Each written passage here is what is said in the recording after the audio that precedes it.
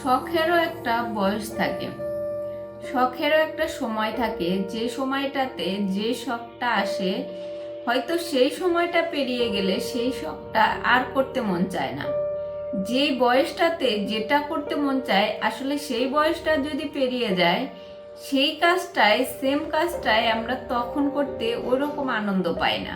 আপনি এখন যে বয়সটাতে আছেন সেই বয়সের যদি 10 বছর পিছনে আপনি যান তাহলে বুঝতে পারবেন যে আসলে আপনার পেছনের 10 বছর আগে আপনার যে শখগুলা ছিল এখন 10 বছর পরে গিয়ে সেই শখগুলা আর মনে চায় না, সেই শখগুলো আর করতে ভালো লাগে না। মানুষ এরকমই, আপনি আপনার যে বয়সটাতে যেটা করতে মন চায় সেই বয়সটা পেরিয়ে গেলে হয়তো আপনার কাছে সেই জিনিসটা থাকে, সেই সময়টা, সেই সব কিছুই থাকে কিন্তু করতে ভালো লাগে না।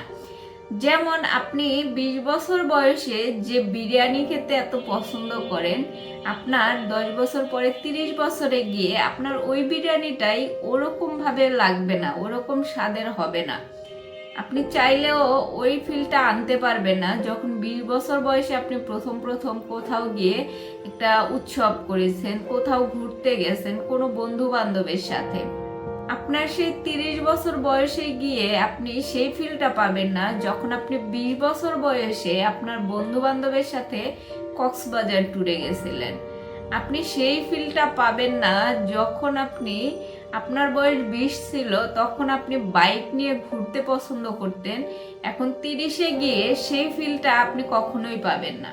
এই জন্যই শখের একটা বয়স আছে। আমরা যেটা করতে পছন্দ করি আমাদের আসলে সেই বয়সটাতেই সেটা করা উচিত। বয়সটা কখনো থেমে থাকে না, কিন্তু শখগুলো পরিবর্তিত হয়। মানুষের যে বয়সে যে শখটা থাকে আসলে সেই বয়সে সে শখটা পূরণ করে নেওয়া উচিত।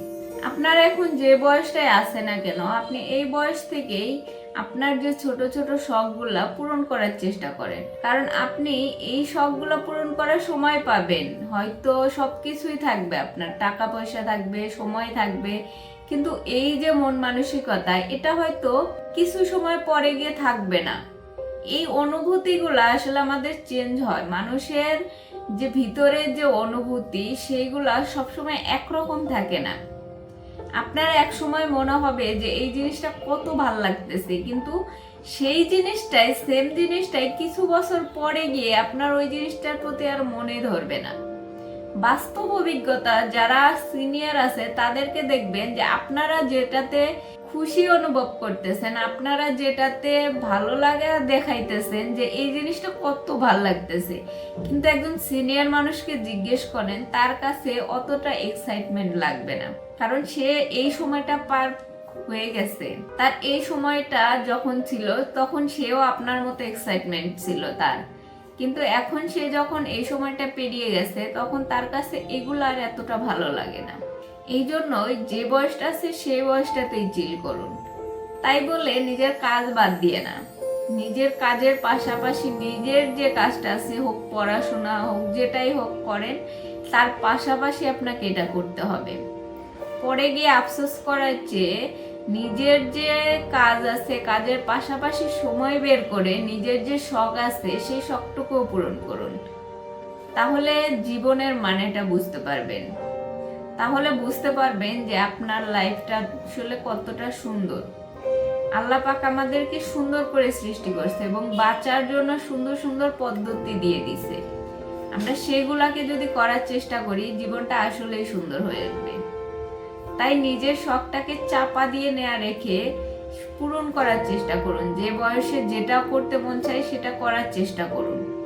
দেখবেন একটা সময় গিয়ে নিজের বয়স শেষ হয়ে যাবে, কিন্তু এই যে স্মৃতিগুলা এগুলাই আপনাকে অনেক আনন্দ দিবে। আর যদি লাইফে এই সবগুলো পূরণই না করতে পারেন, লাইফে একটা সময় গিয়ে দেখবেন যে আপনার সারা জীবন খালি চলে আসছে, আপনি লাইফে কিচ্ছু করতে পারেন নাই। তখন গিয়ে আফসোস ছাড়া আর কিছু করতে পারবেন না, কারণ তখন সেই বয়সটা থাকবে না কোনো কিছু করার জন্য।